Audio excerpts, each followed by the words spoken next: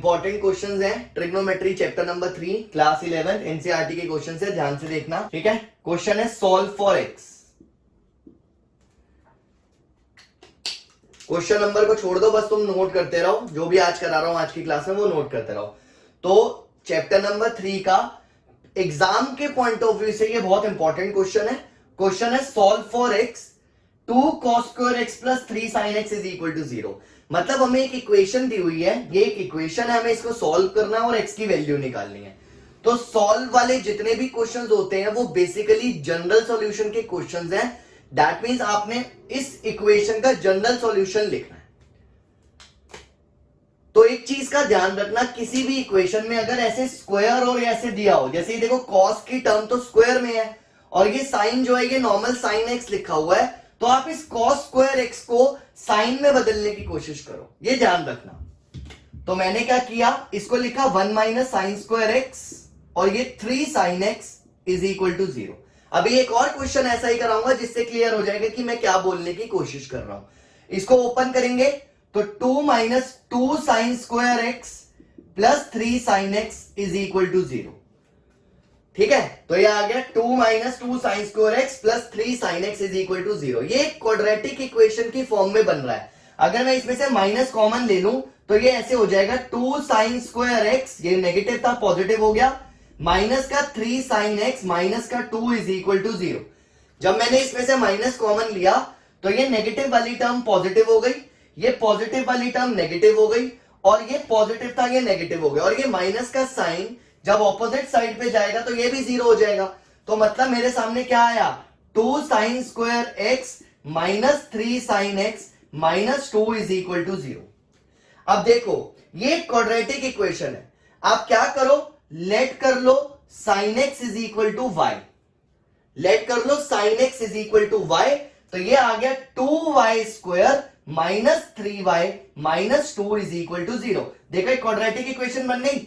अब class 10th का कोई भी कॉन्सेप्ट यूज करके आप इस क्वाड्रेटिक इक्वेशन को सॉल्व कर सकते हो। मिडिल टर्म स्प्लिटिंग कर रहा हूं, तो मैंने क्या किया, 2y square minus 3y minus 2 is equal to 0, 2y square minus 4y minus y minus 2 is equal to 0, 2y square minus 4y plus y minus 2 is equal to 0। पहले वाली दो टर्म्स में से 2y कॉमन निकाल लिया तो बच गया मेरे पास y माइनस 2 प्लस 1 कॉमन निकाल लिया, यहां से आ गया y minus 2 is equal to 0। एक फैक्टर आया y माइनस 2, एक फैक्टर आया 2y प्लस 1, तो यहां से एक y की वैल्यू आ गई 2 और एक y की वैल्यू आ गई माइनस 1/2। अब हमने y किसको लिया था, हमने y लिया था sin x को, तो मैंने लिखा sin x is equal to 2 और एक sin x is equal to minus का 1/2। तो ध्यान से मैं एक बार फिर समझा देता हूं। 2 cos square x plus 3 sin x is equal to 0 question है, सॉल्व फॉर x। तो मैंने बताया कि जब स्क्वायर और ऐसे एक सिंगल सी टर्म दी हुई है तो ये आपस में रिलेटेड टर्म्स होती हैं हमेशा इक्वेशन में। तो मैंने cos स्क्वायर एक्स की जगह लिख लिया 1 माइनस साइन स्क्वायर एक्स। अब ये 1 माइनस साइन स्क्वायर एक्स लिखने के बाद जब मैंने ओपन किया और माइनस कॉमन निकाला तो ये एक क्वाड्रेटिक इक्वेशन बन गई, ठीक है, ये क्वाड्रेटिक इक्वेशन बन गई। साइन एक्स को मैंने y लेट कर लिया, 2y square minus 3y minus 2 is equal to 0, मेरे पास सिचुएशन आ गई। 10th का कोई भी क्वाड्रेटिक इक्वेशन को सॉल्व करने वाला मेथड यूज कर सकते हो, लाइक आप मिडिल टर्म स्प्लिटिंग भी कर सकते हो, क्वाड्रेटिक फॉर्मूला भी लगा सकते हो और आप कंप्लीटिंग द स्क्वायर भी लगा सकते हो, जो आपको आसान लगता हो। मैंने यहाँ पे मिडिल टर्म स्प्लिटिंग करी, 3y 4y minus y break करके y के दो फैक्टर्स निकाले, ये y के टर्म्स में एक y इज इक्वल टू 2 आ गया और एक y is equal to minus of half आ गया।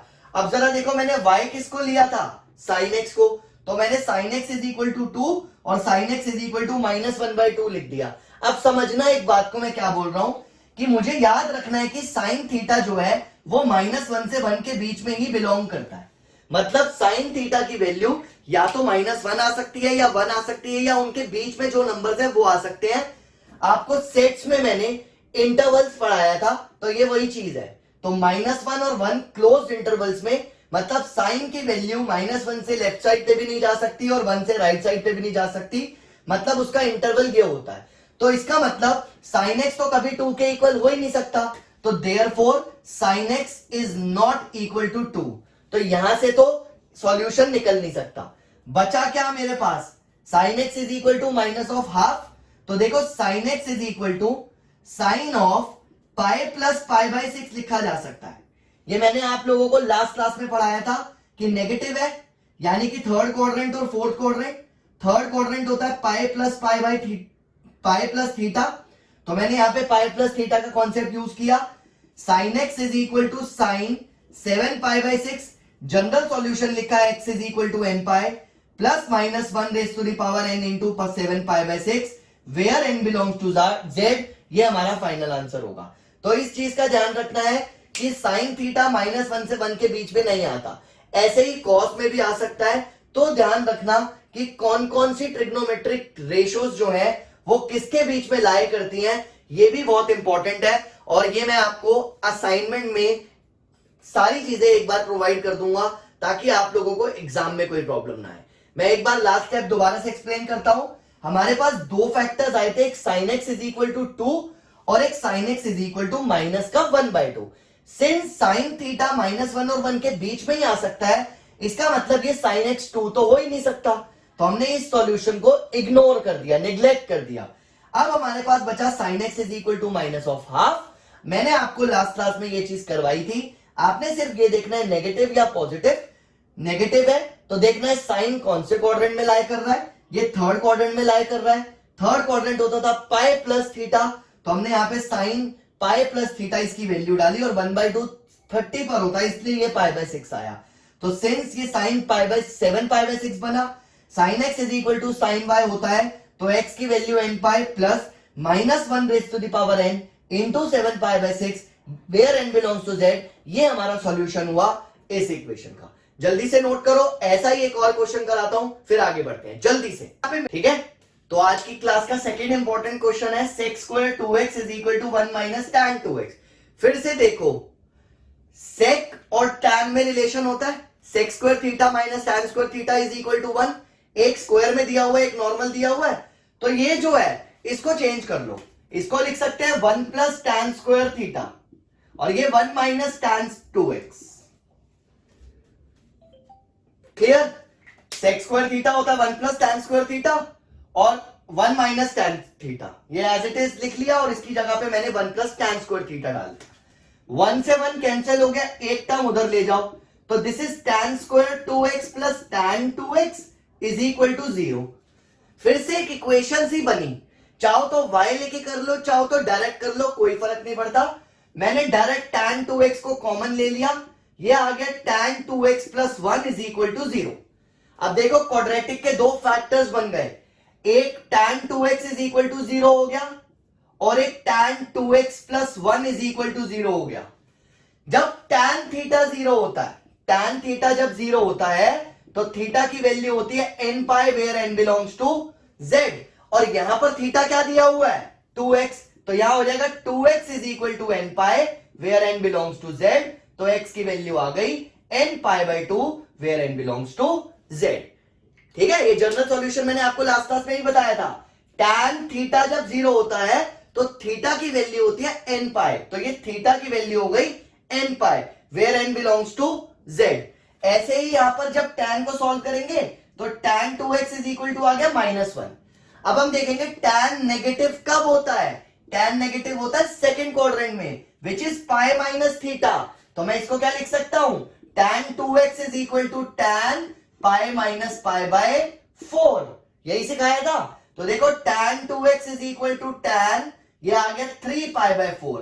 अब अगर tan x is equal to tan y होता है तो x की वैल्यू होती है n pi plus y where n belongs to z। तो अब जरा ध्यान से देखो कि x की जगह पर क्या है 2x, तो this is 2x is equal to n pi plus y की जगह पे क्या है 3 pi by 4 where n belongs to z। तो जरा यहां से x क्या निकलेगा, x is equal to n pi by 2 plus 3 pi by 8 where n belongs to z। This is the general solution. तो ये हमारे दो सॉल्यूशन निकले यहां पर, एक निकला हमारा x is equal to n pi by 2 where n belongs to z, और एक हमारा निकला है x is equal to n pi by 2 plus 3 pi by 8 where n belongs to z। ये इस इक्वेशन के दो सॉल्यूशन है। थर्ड क्वेश्चन है sine 2x plus cos x is equal to 0। अब प्रॉब्लम क्या है, कोई स्क्वायर नहीं है, लेकिन फिर भी एक फॉर्मूला दिख रहा है कि sine 2x is 2 sine x cos x, 2 sine x cos x plus cos x is equal to 0। ये एज इट इज चल रहा है। अब मुझे साफ साफ दिख रहा है कि cos x कॉमन आ रहा है, तो मैंने cos x बाहर निकाल लिया, यहां बचा 2 sin x plus 1 is equal to 0। ये आ गया cos x is equal to 0 और यहां से आ गया 2 sin x plus 1 is equal to 0। अब फिर से देखो दो फैक्टर्स बने ना, cos x is equal to 0 एक और sin x is equal to minus का 1/2 एक। पहले -1 जाएगा फिर 2 से डिवाइड हो जाएगा, जैसे tan वाले क्वेश्चन में था वैसे इसमें हुआ। तो अगर cos x 0 होता है तो x होता है 2n plus 1 where into π/2 where n belongs to z।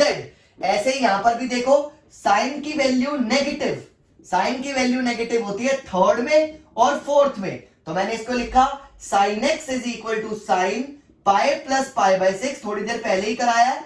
Sign x is equal to sine 7 π/6, x is equal to n pi plus minus 1 raise to the power n into 7 π/6 where n belongs to z। तो ये मेरा दूसरा solution हो गया, ये मेरा पहला solution हो गया।